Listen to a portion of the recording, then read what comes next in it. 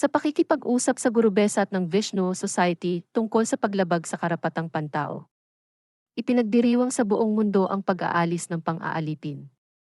Ngunit sa Pilipinas, umuunlad ang pang-aalitin. Ang mahihirap doon ay mga alipin ng mayayaman sa lipunang iyon. Kahit na sa ibang anyo, ay nananatili sa maraming lipunan, at sa kasamaang palad, ang Pilipinas ay walang pagbubukod. Sa kabila ng formal na pagpawi ng pang-aalipin, ang pagsasamantala sa ekonomiya ay nananatiling isang masakit na katotohanan para sa marami. Ang agwat sa pagitan ng mayaman at mahihirap ay tila lumalawak lamang, na nag-iiwan sa mga nasa ilalim ng lipunan na nakulong sa isang ikot ng kahirapan at kawalan ng katarungan. Interesado ang organisasyong tulad ng Amnesty International sa kapalaran ng mga tao doon. Wala bang karapatang pantao ang mga mahihirap? Sa Pilipinas, nanaig ang karapatan ng pinakamayaman. Ang tanong kung bakit ang mga internasyonal na organisasyon tulad ng Amnesty International ay hindi mas aktibong sangkot sa kapalaran ng mga mahihirap sa Pilipinas ay wasto. Tila ang mga tinig ng mga pinakamahina ay hindi laging naririnig ng malakas sa entablado ng mundo. Siyempre, ang mga mahihirap ay may karapatang pantao, ngunit kadalasan ang mga karapatang ito ay pinipigilan ng mga sistema ng pangunahing nagsisilbi sa interes ng mga piling tao. Doon, nananatiling mahirap ang mga mahihirap kaya't huli na lamang ang kanilang relihiyon, na nagpapataw din ng iba't ibang paghihigpit at kadalasan ay nagkakahalaga ng pera. Kapag humingi ka ng tulong sa iyong pari, sasabihin lamang sa iyo na magdasal ng mas mabuti at alamin ito para sa iyong sarili. Lakas para sa mga mahihirap, ngunit ito ay nakakasakit ng puso kapag ito ay inaabuso upang panatilihin sila sa isang siklo ng kahirapan. Nakakadurog ng puso na makita kung paano ang mga higit na nangangailangan ng tulong at pagkakaisa ay natutugunan kung minsan ng walang interes o kahit na pagkondena mula sa mga autoridad ng relihiyon. O kahit na pagkondena mula sa mga otoridad ng relihiyon. Kung kailangan mo ng tulong sa iyong kalusugan, ikaw ay naiwan sa mga pagano o, sa kasong ito, ang tapat na mayaman. Sa sandaling pumasok ka sa ospital, ang singil ay nagsisimulang tumakbo. Kadalasan, ito ay nababalutan ng mga hindi kinakailangang pagsubok na kadalasang nagbubunga ng mga maling resulta na nangangailangan ng isa pang pag-scan para sa ilang daang euro. Pagkatapos, niresetahan ka ng gamot at binigyan ka ng mabigat na bayarin. Ang pag-access sa abot-kayang pangangalaga ng pangkalusugan ay nananatiling isang mahalagang issue para sa maraming tao sa papaunlad na mga bansa tulad ng Pilipinas.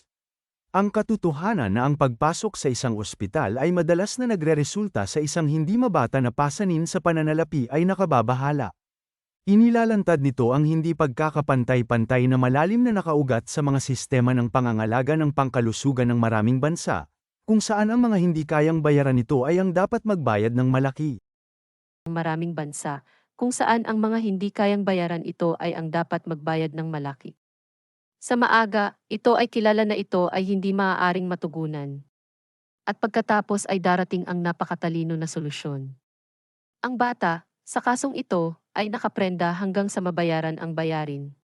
Bawal silang lumabas ng ospital. Para sa mga magulang na hindi kayang bayaran ang bayarin na ito, magsisimula ang panahon ng pamamalimos. Ang pera na maaaring inipon nila para pambili ng damit para sa kanilang anak ay kinukuha.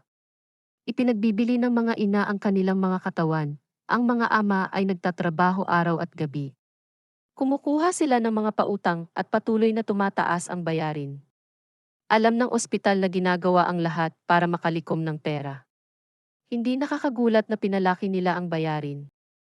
Ang mga magulang ay napipilitan gumawa ng matinding mga hakbang upang maibigay ang pangangalaga ng medikal para sa kanilang mga anak. Ang kaugalian ng pagkulong sa mga bata sa mga ospital hanggang sa mabayaran ang mga bayarin ay hindi lamang imoral kundi nakakapinsala din. Inilalagay nito ang mga magulang sa mga imposibleng sitwasyon, na pinipilit silang isakripisyo ang kanilang dignidad at paggalang sa sarili sa desperadang pagtatangka na pangalagaan ang kanilang mga pamilya. Ito ay isang trahedya na paglalarawan kung paano ang kahirapan at kawalan ng akses sa mga mahahalagang serbisyo ay maaaring magkaroon ng mapangwasak na epekto sa mga pamilya at komunidad. O ng mapangwasak na epekto sa mga pamilya at komunidad. Paano kung magkasakit muli ang bata? Pagkatapos ang isang pagbisita sa doktor, ay ipinagpaliban hanggat maaari kasama ang lahat ng mga panganib na kaakibat nito. At hindi ko pa nababanggit ang mga trabaho sa malalaking kumpanya sa Amerika na nangangailangan ng mga tao na magtrabaho sa mga call center sa gabi dahil araw doon. Ang ikot ng kahirapan at kawalan ng pag-asa ay higit na pinagtibay ng limitadong mga oportunidad sa trabaho. Ang paglalarawan ng mga magulang na pinilit sa hindi malusog na mga kondisyon sa pagtatrabaho. Tulad ng mga night shift sa malalaking kumpanya sa Amerika, ay binibigyang diin ang pagiging komplikado ng mga problemang kinakaharap ng mga mahihirap. Binibigyang diin ng sitwasyong ito ang pangangailangan para sa isang mas makatarungang kaayusan sa ekonomiya, kung saan ang paggawa ay patas na ginagantimpalaan, at ang mga manggagawa ay protektado mula sa pagsasamantala at pang-aabuso. Itutuloy pagpalain ng kalikasan. Magbasa pa tungkol sa Vishnu Society sa vishnu.nl o magpadala ng email sa miles_gabion12@yahoo.com +63 9750356719.